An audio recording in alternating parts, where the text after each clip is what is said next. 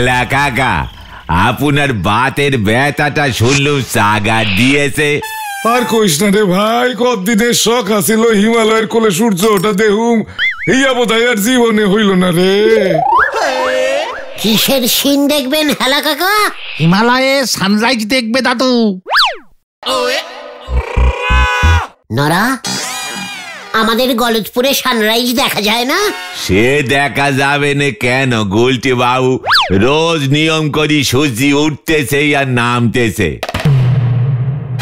গলতপুরের সূর্য কোন দিক দিয়ে ওঠে রে পাঁচু? কেমনে বেয়াদব, পূব দিক ছাড়া সূর্য কোন দিক দিয়ে উঠবো? দাদু খচে গেছে। গলতপুরের পূব দিকটা কোন দিকটা রে নরা? আমার দোকানের পিছন দিকটা মনে হতেছে। পেছন দিকে মনে হচ্ছে? না তো।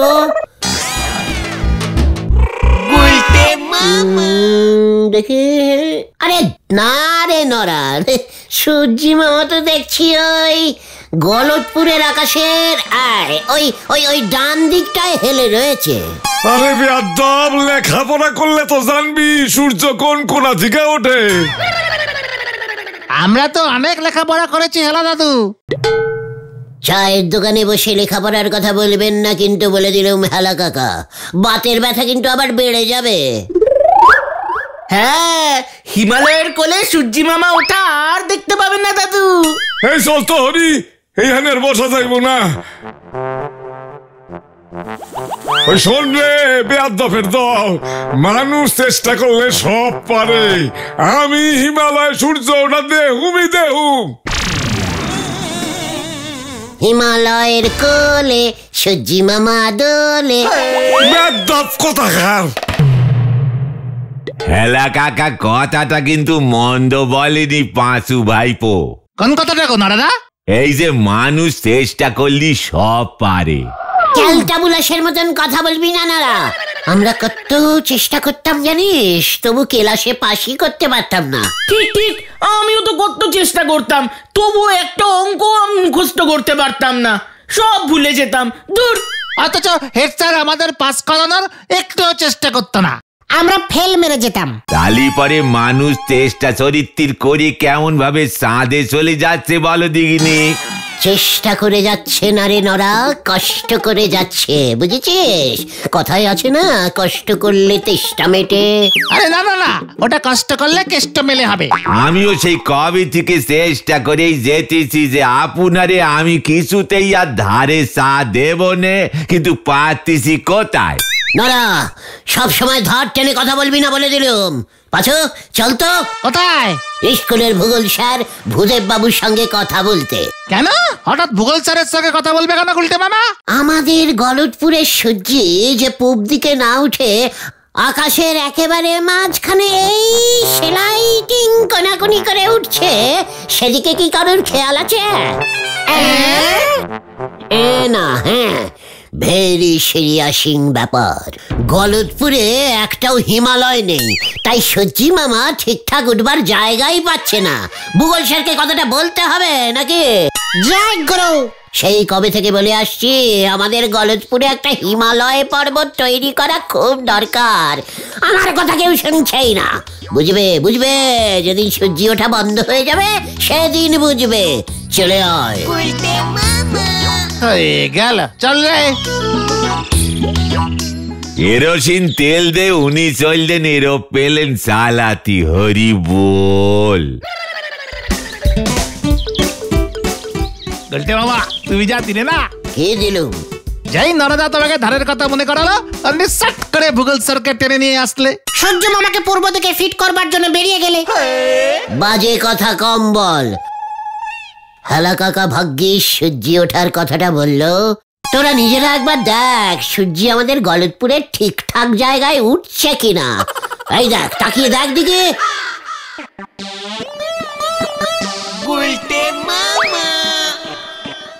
পাঁচু, আমি যা দেখছি তোরাও তাই দেখছিস রে? হ্যাঁ গুলটে মামা। কটা?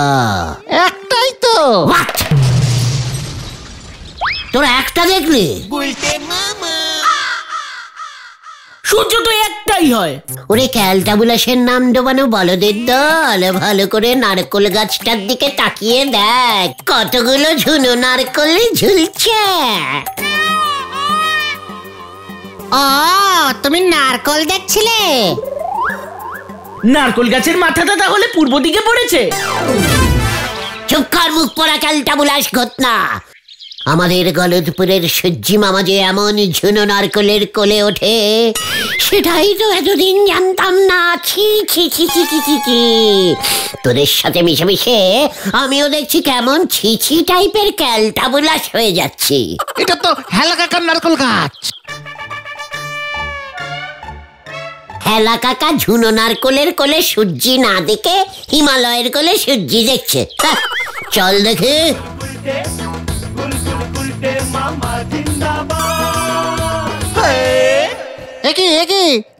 তুমি কি করবে গুলটে মামা? নারকল পাড়বো।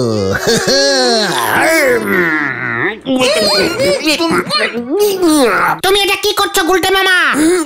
নারকল গাছে ওঠার চেষ্টা করছি। তুমি গাছে উঠতে পারবে? চেষ্টা করলে সব পারা যায়। হেলা কাকাই তো বললো।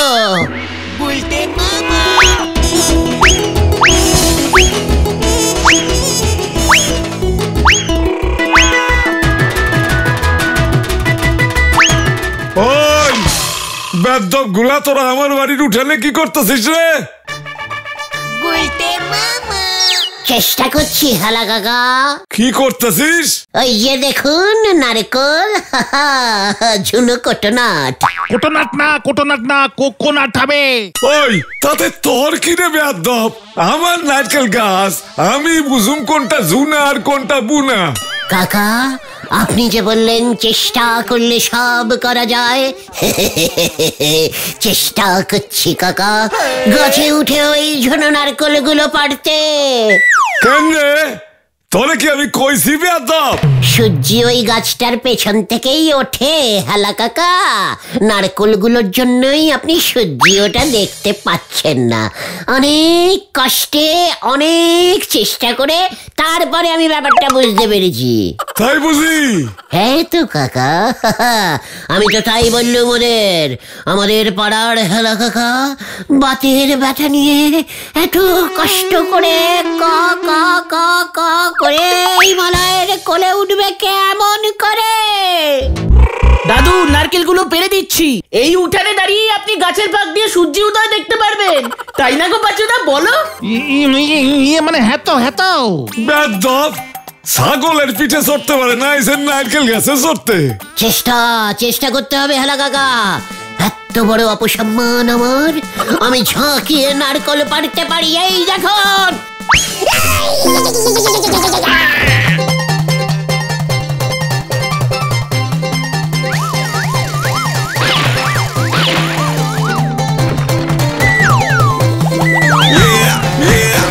গুলটে মামা!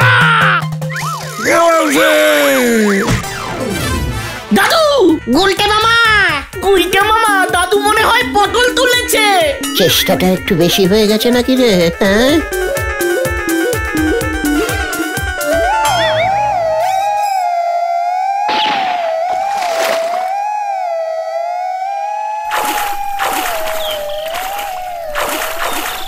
গুলটে মামা গো, হেলা দাদুর যে জ্ঞান ফিরছে না। হ্যাঁ তো, জ্ঞান ফিরছে না তো। নকে সর্ষের তেল ঢোকা, হাঁচু মারে কিনা দেখ। দাদুর মনে হয় আর জ্ঞান ফিরবে না। তাহলে তো সর্বনাশ হবে, গুলটে মামা খুনের দায়ে পড়বে। পাজুরে, এই দুটো কুপা ক্যালটাবুলাস কি বলছে রে? মনে হচ্ছে এক্ষুনি হাসপাতালে নিয়ে যেতে হবে। বলাই ডাক্তার কি দিয়ে হবে না? না, হেভি সিরিয়াস কেস মনে হচ্ছে গুলটে মামা। মনে হয় মাথায় স্ট্রোক হয়ে গেছে। হ্যাঁ, কি বলছিস কি? তাহলে চল হাসপাতালে নিয়ে যাই। এই তাড়াতাড়ি জলদি কর। দাদুকে এভাবে কি করে নিয়ে যাবো? অ্যাম্বুলেন্স ডাকতে হবে তো। না, বাজেট ফেল করে যাবে। তাহলে ওই তো অ্যাম্বুলেন্স পেয়ে গেছি। ওই দেখ, কাঁধে তোলে রে। অ্যাম্বুলেন্স! সরে যান! অ্যাম্বুলেন্স! বল হরি। ওই ভান্ডি, আমরা তো হাসপাতালে যাচ্ছি রে।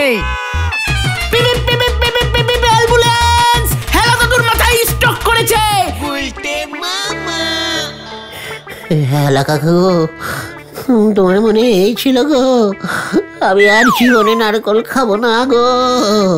ও হেলা কাকু, আমি তোমাকে কোলে নিয়ে হিমালয়ে উঠবো গো।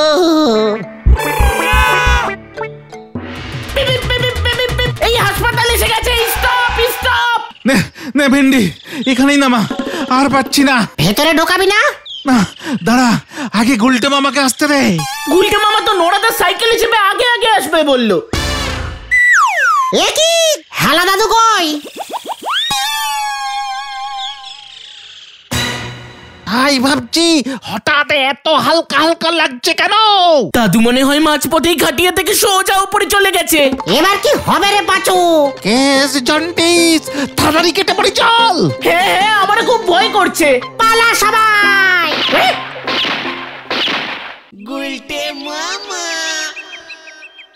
এসব তোরা কি বলছিস রে ভাই টুকন? হ্যাঁ, কি বলছিস? এবার ঠেলা সামলাও। খাটিয়া থেকে এইভাবে ডাইরেক্ট সঙ্গে যাওয়া যায় নাকি? তাহলে দাদু কোথায় গেল? হেলা দাদু জ্যান্ত ছিল না মনে হয়, তাই তো আর হাসপাতালে ঢোকেনি। তোরা খুঁজে দেখতে পারতি তো? রাস্তায় হয়তো হেলা কাকা একটু করতে খাটিয়া থেকে নেমে গেছিল। না না, খাটিয়া খুব স্পিডে চলছিল, আমি তো সাইরেন বাজাচ্ছিলাম। গুলটে মামা, তুমি খবরদার বাড়ি থেকে বেরিও না। ধরা পড়লে কিন্তু 300 বছরের আজীবন কারাদণ্ড। ঘটন, সবকিছু বাড়িয়ে বলার স্বভাবটা ছাড় বলে দিলাম। চিন্তা করো না গুলটে মামা, বাবা মামলা লড়ে 300 বছরটা কমিয়ে 190 বছর করে দেবে। চুপ করবেন রে। করছে আমার শাস্তি কমাচ্ছে। তোর বাবা চণ্ডী উকিল মামলা করলে জজ খোঁজে গিয়ে 300 বছরটা 600 বছর করে দেবে। আচ্ছা আচ্ছা আচ্ছা গুলটে মামা, তোমার জন্যই যে হেলা দাদু পটল তুলেছে, তার প্রমাণ কি? ইয়েস, হ্যাঁ, প্রমাণ কি? প্রমাণ ওই নারকলটা। হ্যাঁ, ওই নারকলে কি আমার হাতের ছাপ আছে নাকি? হেলা দাদুর মাথার ছাপ তো আছে। ইয়েস, ওই নারকলটা কার? কাজ যখন দাদুর, নারকলটাও দাদুর। পুলিশ ধরলে বলবি হেলা কাকা নিজের নারকল নিজের মাথায় ফাটাতে গেছে, ব্যাস মাথায় স্ট্রোক হয়ে পটল তুলেছে। নারকল এত ঝুনো কেউ করে? তাহলে চলো ঠেকে যাই, ভয় খেয়ে ঘরে বসে থেকে তো লাভ নেই। মানে তোলা যা, আমার না শরীরটা কেমন ঝিমঝিম করছে, পেটের ভেতরটা কেমন গুড়গুড় করছে। আমার পেটে মনে হয় সুগার হয়েছে। কখন হলো? এই মাত্র। চাই ডাবল চামচ চিনি খেলে হবে না? এই ঠিক আছে ঠিক আছে, আমরা বরং হেলা দাদুর বাড়ির উপর নজর রাখি, কেউ হেলা দাদুকে খোঁজে কিনা দেখি। ঠিক বলেছিস রে পাঁচু ভাইটু। আমরা তাহলে আসি গুলটে মামা। পাঁচু, আবার কি হলো? হেলা কাকার উঠোনে ওই নারকলটা তো এখনো একা একা পড়ে আছে, তাই না রে? কাকে নিয়ে যেতে পারে না? বুঝেছি, ওটা তোমার জন্য নিয়ে আসবো। হেলা কাকার মাথার ছাপওয়ালা নারকল, শেষ সিঁড়িটি।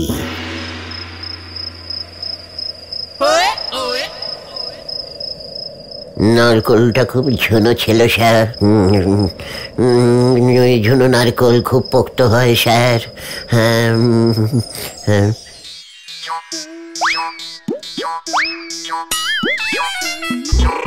ডান দিক বাঁ দিক সমস্ত দিক বিবেচনা করিয়া ইহা পরিষ্কার হইল, এই নারকেলটাই হেলা কাকার প্রাণ লইয়াছে। অতএব এই দোষী নারকেলটাকে আরো 300 বছর ঝুলিয়া থাকিতে হইবে। কেউ এই নারকেল খাইতে পারিবে না। ঠিক আছে স্যার, খাইব না। ঠিক আছে স্যার, খাইব না, খাইব না। ওই বিয়াদব গুলটে,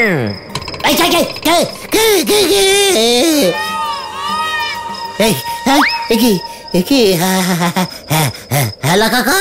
হ্যাঁ রে, তোর 12টা বাজাইতে আইছি। কেন 12, 13, 14 কেন? আমি না ওই নারকলটা। আমি কাল সকালেই পুলিশে কইতাছি যে তুই গাছ ঝাঁকাইয়া আমার মাথায় নারকেল ফেলছিস। হাসপাতালে আর যাই নাই, মাঝ পথেই পটল তুলে চলে গেছি। এইবার তোরে গারদে পড়ব না, আমি আর করবো না, আমি আর নারকল খাবো না, জীবনেও না। আপনি দয়া করে পুলিশকে বলবেন না হেলা কাকা। কি জান কইছিলি হিমালয়ের কোলে হেলা কাকা দোলে, এইবার তোরে কেমন দোলাই দেখ। আমাকে ক্ষমা করে দিন হেলা কাকা, ও হেলা কাকা গো। আমার একখান কাম কইরা দিলে তোনে ক্ষমা কইরা দিমু। মানে কি কাজ হেলা কাকা? কাল হকাল হইলেই এক দৌড়ে খালি পেটে দরমা খালি গ্রামে যাবি। খালি পেটে দৌড়ে যাব কেন? এক দৌড়ে থামবি না কইতাও। দরমাখালিতে কি আছে হেলা কাকা? হিমালয় না, সেইখানে রমণী কবিরাজ থাকে। এক দৌড়ে রমণী কবিরাজের বাড়ি যাবি। রমণী কবিরাজ তনে আমার বাতের ব্যথার তেল দিব, সেই তেলের শিশি লইয়া আবার এক দৌড়ে ফিরে আসবি। তারপর সেই বাতের ব্যথার তেলের শিশিটা আমার বাড়ির উঠানের মাঝখানে রাখা আসবি, বুঝছস? বাতের তেল কে কে মাখবে কাকা? আপনি তো। আমি সঙ্গে গিয়াও শান্তি পাইতেছি না, বাতের ব্যথায় খুব কষ্ট পাইতেছি। কেন, সঙ্গে কবিরাজ নেই নাকি কাকা? সোমকর, যা কইলাম তাই করবি, নয়তো কাল সকাল হইলেই বলো হরি দারোগার কাছে। না না না না না না, আমি আমি আমি সকাল হলেই দৌড়ে যাব, দৌড় দেবো কাকা, পুরো খালি পেটে। ও বাবা গো, ও বাবা। মনে থাকে যেন। কাকা দেখছি মরেও শান্তি দেবে না। উনি বাবা, সেই কোথায় দরমাখালি গেরাম।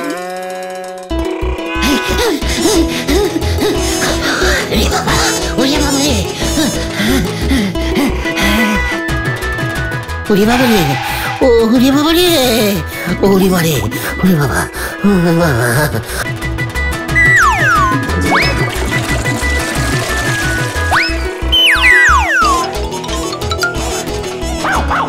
ওরে বাবা রে, ওরে বাবা রে, আমি হেলে যাচ্ছি রে, আর পাচ্ছি না তো রে। ওরে বাবা, গেলাম গেলাম।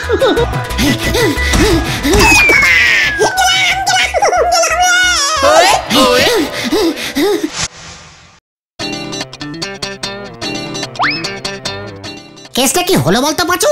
সেটাই তো বুঝতে পারছি না রে।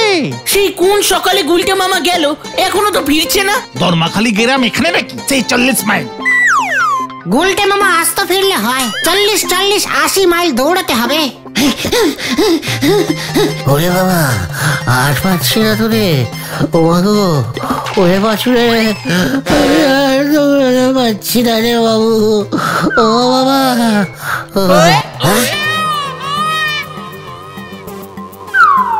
কিনে উল্টে থামলি কেন?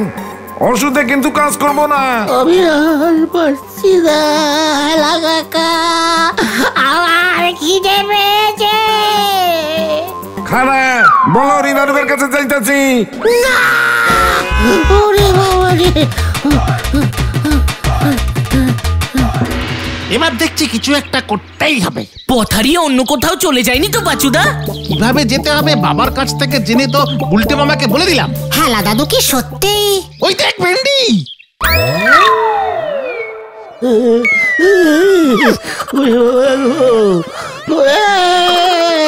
আমি আর নেই রে, মামা আমি আর নেই।